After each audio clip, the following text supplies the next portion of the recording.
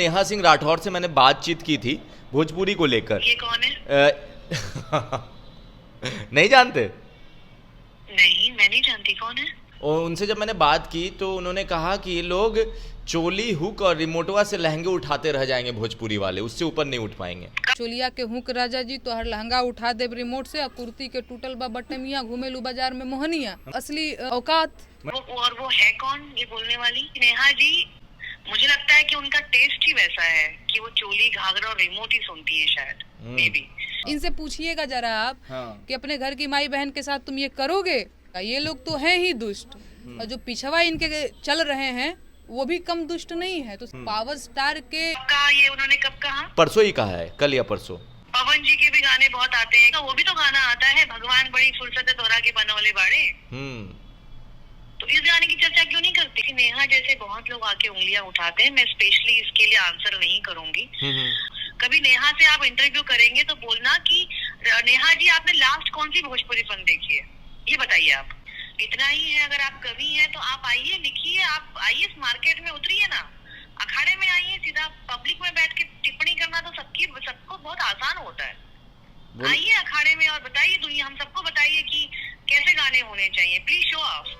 अब मैं बता देता हूँ, नेहा सिंह राठौर एक कवि है, ठीक है, फीमेल कवि, जिन्होंने गाया है बिहार में काबा, यूपी में काबा। सुना अगर नहीं? यूपी में काबा? हाँ हाँ, यूपी में काबा तो सुना है मैंने, राइट। वो चीज, वो लड़की। हाँ, वो लड़की, उसी का नाम नेहा सिंह राठौर है। ओके ओके ओके, हाँ, तो क्या हुआ उनका? और उनसे जब मैंने बात की तो उन्होंने कहा कि ये लोग चोली हुक और रिमोटवा से लहंगे उठाते रह जाएंगे भोजपुरी वाले, उससे ऊपर नहीं उठ पाएंगे। कब कहा ये उन्होंने, कब कहा? परसों ही कहा है, कल या परसों। अच्छा, वो है कौन ये बोलने वाली?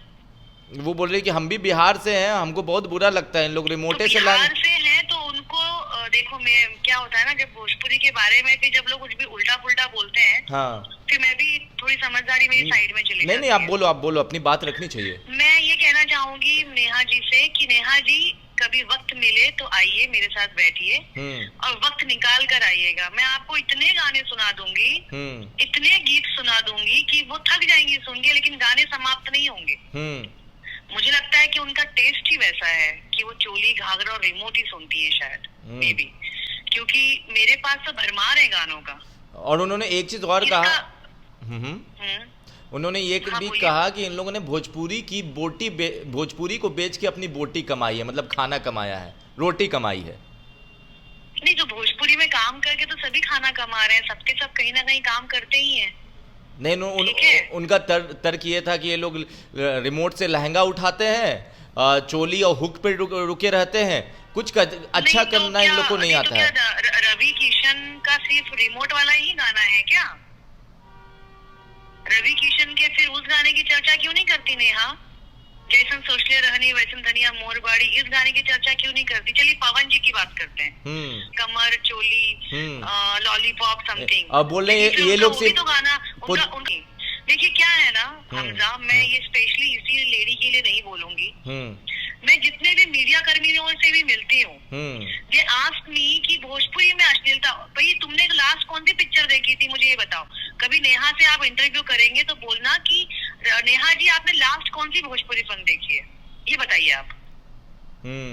पूछना उनसे उन लोग क्या देखा आपने, लास्ट देखा कुछ कि नहीं देखा है? मैं जरूर पूछूंगा। उन्होंने ये भी कहा कि ये लोग बिहार यूपी को बदनाम कर चुके हैं, कहीं जाते हैं तो इन लोग के नाम पे हम लोग को बेइज्जती झेलना पड़ता है। नहीं, तो मुझे तो 20 साल हो गए, मैंने तो कभी बेइज्जती नहीं झेली, इसका मतलब मैंने बहुत अच्छा काम किया इंडस्ट्री में। बोले उन्होंने बात क्या है ना, ऐसी नेहा जैसे बहुत लोग आके उंगलियां उठाते हैं, मैं स्पेशली इसके लिए आंसर नहीं करूंगी। हमारी इंडस्ट्री में प्रॉब्लम ये है कि हमारे, जैसे मैंने थोड़ी देर पहले कहा कि जो अच्छा काम आ रहा है ना उसकी चर्चा कोई नहीं करता है। और ये प्रॉब्लम ना, ये हमारे जो ये एक्टर हैं जो ये इतनी कंट्रोवर्सी फैला रखी है ना इन लोगों ने, इनका क्या नहीं आ गया है सामने, सब कुछ तो आ ही गया है सामने। सही बात है। और लोग इन्हीं को देख के ना जज करते हैं पूरी इंडस्ट्री को। मैं हूँ, निरहुआ है, आम्रपाली है, काजल राघवानी है, रवि किशन है, इनफैक्ट मनोज तिवारी जी हैं। आज तक हम सबकी किसी ने कंट्रोवर्सी देखी है क्या?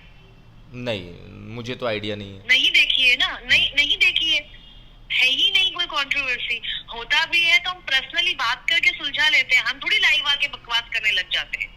बट आज ये जो लाइव आके ये लोगों ने जो अपनी निजी जिंदगी को जो सामने लेकर आ गए हैं ना ये लोग, इस वजह से ये नेहा जैसे ऐसे कई मुंह होंगे बोलने के लिए, और नेहा जी को अपने गानों का टेस्ट चेंज कर देना चाहिए मेरे ख्याल से, या उनके पास अगर समय नहीं है आने का तो मैं उनको गाने भेज दूंगी, बोल देना वो सुने बैठ के गाने और फिर बताएं कि क्या उन्होंने सुना और क्या नहीं सुना।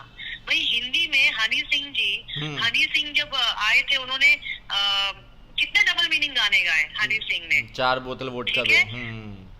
नहीं 4 बोतल वोडका तो अच्छा गाना है उनका, उन्होंने पहले कितने गंदे गाने गाए। सही बात है। और उसके बाद जब उन्होंने अच्छे गाने गाए तो उसकी तो चर्चा हो रही है ना, लेकिन हमारी भोजपुरी में ऐसा नहीं होता है। वो कह रहे उनका ये भी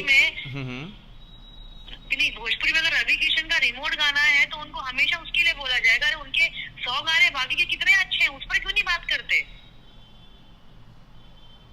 सही बात। और बात सिंपल सी ये बात है कि गाने वही पॉपुलर होते हैं जो पब्लिक सुनती है, इतना ही है। अगर आप कवि हैं तो आप आइए, लिखिए, आप आइए इस मार्केट में उतरिए ना, अखाड़े में आइए, सीधा पब्लिक में बैठ के टिप्पणी करना तो सबको बहुत आसान होता है।